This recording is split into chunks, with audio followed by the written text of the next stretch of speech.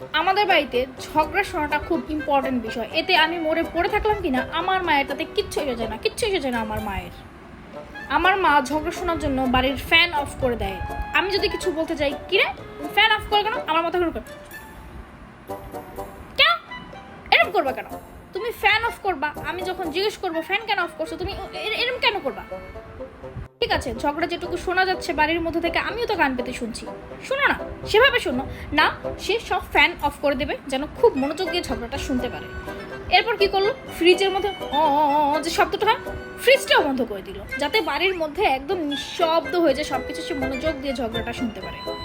গতকাল তো সে light off করে দিল। আমি বললাম কি লাইট অফ কেন করলো তুমি, লাইট অফ করলো, আমি এরকম করছে কেন, লাইট কেন করবো। বুঝলাম ঝগড়া ভালো মতো শোনার জন্য ফ্যান ফ্রিজ সব অফ করে দিচ্ছ, লাইট কেন অফ করছো।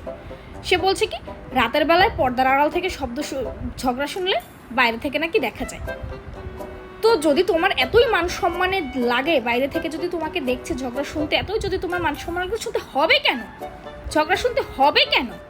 লাইট ফ্যান ফ্রিজ সব বাড়ির মধ্যে সব অফ করে সে ঝগড়া শুনছে কেন, এত কিসের ইন্টারেস্ট ঝগড়া শোনা।